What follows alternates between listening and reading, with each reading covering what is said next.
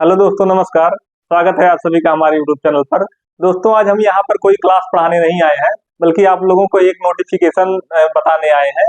वो आप लोग देख रहे होंगे कि बोर्ड पर जैसा लिखा है कि यूपी पुलिस कांस्टेबल भर्ती 2023-24।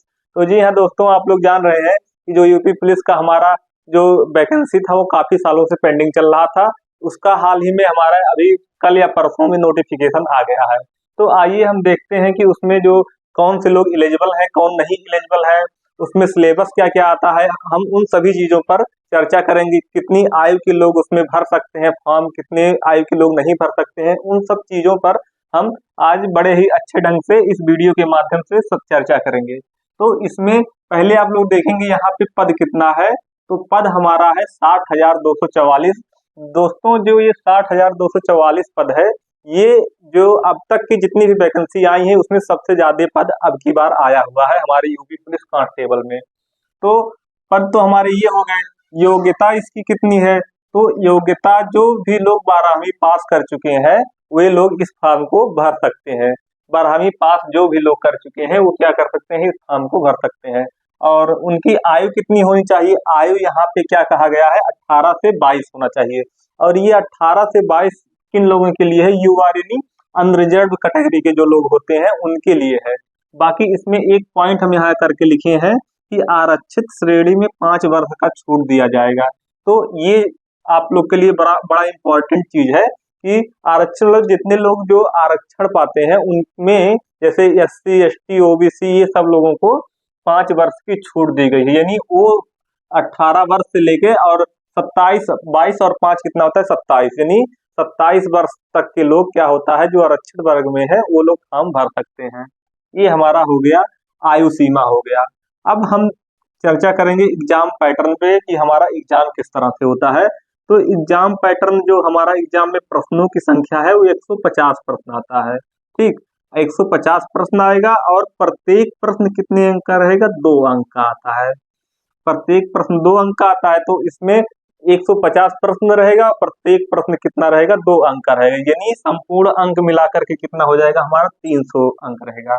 और इसमें एक चीज जो खास बात आप लोग के लिए है, क्या है कि इसमें निगेटिव मार्क होता है। तो जो लोग नहीं जानते हैं उन लोग के लिए मैं बता दूं कि उसमें जो निगेटिव मार्क होता है 1/4 यानी 0.5 अंक का होता है। आप लोग यहाँ देख रहे होंगे 1/4 को हम 0.5 क्यों लिखे हैं, आप लोग इस पे कंफ्यूज मत होइएगा। क्योंकि हमारा क्या है 1/4, इसमें क्या है कि एक प्रश्न 2 अंक का है। तो हम जब उसको भिन्न के रूप में लेंगे तो 1/4 आएगा, लेकिन 2 प्रश्न का जब हम 1/4 निकालेंगे तो वो 0.5 यानी 0.5 अंक का निगेटिव मार्क आएगा। इसमें क्या मतलब होता है, जो लोग निगेटिव मार्क नहीं समझते हैं मैं उनको बता दूं। जैसे आप लोग एक क्वेश्चन किए, उसके बाद दूसरा क्वेश्चन किए, और दूसरे क्वेश्चन में क्या हुआ, हमारा दूसरा क्वेश्चन आप लोग गलत टिक कर दिए। तो उसमें क्या होगा कि जो पहला वाला क्वेश्चन है उसमें से 0.5 मार्क आपका कट जाएगा। यानी 2 अंक का जब प्रश्न है तो उसमें आपको कितना मिलेगा? 1.5 ही नंबर मिलेगा। ठीक है, तो ये होता है हमारा निगेटिव मार्किंग का मतलब होता है।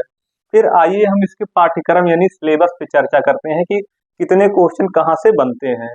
तो इसमें हमारा जैसे हो गया सामान्य ज्ञान का प्रश्न। सामान्य ज्ञान यानी जीएस का जो क्वेश्चन होता है, इसमें हमारा सभी आ जाएगा। जैसे इसमें कितने क्वेश्चन बन रहे हैं? 38 प्रश्न बन रहे हैं। और इन 38 प्रश्न में जैसे हमारा इतिहास हो गया, भूगोल हो गया, फिर संविधान हो गया, और करंट अफेयर हो गए, स्टैटिक जीके हो गए, मतलब जितना भी जीएस जीए हमारा जितना भी होता है, यूपी स्पेशल भी इसमें खूब भर भर के पूछा जाता है। तो यूपी स्पेशल भी इसी में रहेगा और सब क्वेश्चन मिला के 38 प्रश्न हमारा आएगा। ठीक, ये हो गया हमारा सामान्य ज्ञान का। फिर आता है हमारा हिंदी। हिंदी के 37 प्रश्न बने हैं। अब तक का जितना भी यूपी पुलिस का जितना भी सेट हुआ है उसमें जो है हिंदी का 37 प्रश्न मिला जुला के था। ठीक, और इसमें एक कंफ्यूजन रहता है गणित में। तो गणित में प्रश्नों की संख्या 18 से 20 क्वेश्चन रहती है।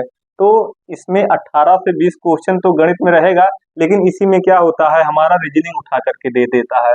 5-6 क्वेश्चन या जो भी होता है तो वो रीजनिंग उठा करके देता है। जो अभी तक के पेपर हुए हैं उन पैटर्न को मैं एनालिसिस करके बोल रहा हूँ। ये 18 से 20 प्रश्न ही गणित के हमारे बने हैं। ठीक, अब आता है रीजनिंग। रीजनिंग दोस्त, रीजनिंग का बहुत बड़ा योगदान होता है हमारे यूपी के लिए, क्योंकि इसमें देख रहे हैं 55 से 57 प्रश्न पूछे जाते हैं। तो आप लोग भाई जो यूपीपी के हैं उनको रीजनिंग उनकी तेज होनी चाहिए।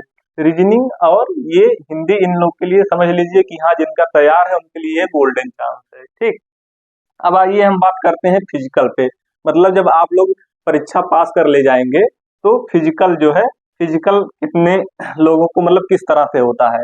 तो जैसे इसमें आता है कि पुरुष हाइट, मतलब पुरुषों की ऊंचाई कितनी होनी चाहिए, वो 168 सेंटीमीटर होनी चाहिए। ठीक, लेकिन इसमें भी जो एसटी कैटेगरी के लोग हैं मतलब कैंडिडेट रहेंगे उनका ऊंचाई 160 ही होना चाहिए। और फिर अगला आता है हमारा पुरुष चेस्ट, यानी जो सीना होता है वो कितना होना चाहिए। तो ये हमारा 79 सेंटीमीटर यानी 79 सेंटीमीटर होना चाहिए। और इसमें क्या, मिनिमम 79 होना चाहिए, मैक्सिमम कुछ भी हो। ठीक, और इसमें क्या होता है कि 5 सेंटीमीटर का हमारा फुलाव भी होना चाहिए, यानी जब हम सीना फुलवाएंगे वहां पे तो 5 सेंटीमीटर का उसमें एक्सपेंस होना चाहिए, यानी 84 सेंटीमीटर होना चाहिए। फिर आती है महिला की हाइट की बात। तो महिला की हाइट 152 सेंटीमीटर होना चाहिए। ठीक, आप लोग देख रहे होंगे कि यहाँ पे 152 सेंटीमीटर वालों को ही ले लिया जा रहा है, जो महिलाएं किसी भी कैटेगरी की महिला हो, ये सबके लिए ये है। ठीक, और इसमें इनका जो है चेस्ट नहीं नपता है, इसीलिए इनका वजन किया जाएगा।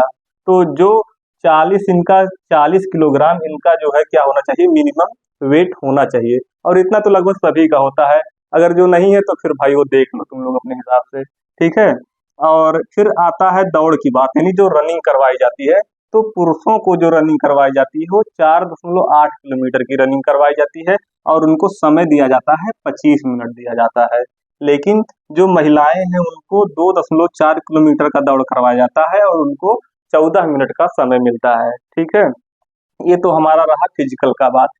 और यहाँ पे आप लोग देख रहे होंगे एक चीज हम यहाँ हाईलाइट करके दिए हैं, ऑफलाइन ओएमआर। इसका मतलब ये है कि जो हमारी परीक्षाएं होंगी वो ऑफलाइन मोड पर होंगी और ओएमआर बेस पे होंगी। उसके लिए आपको ओएमआर पे जो प्रश्न का गोला करना होता है उसको करना रहेगा। ठीक है, तो इसमें आप लोग देख रहे होंगे जो भी लोग एलिजिबल हैं वो लोग बढ़िया से फार्म भरिए और बढ़िया से तैयारी कीजिए। और आगे वीडियो हम आप लोग के लिए भी लेकर के आते रहेंगे, इसमें बताएंगे कि आप लोग को तैयारी किस तरह से करना है। तो बने रहिए हमारे साथ। नमस्कार।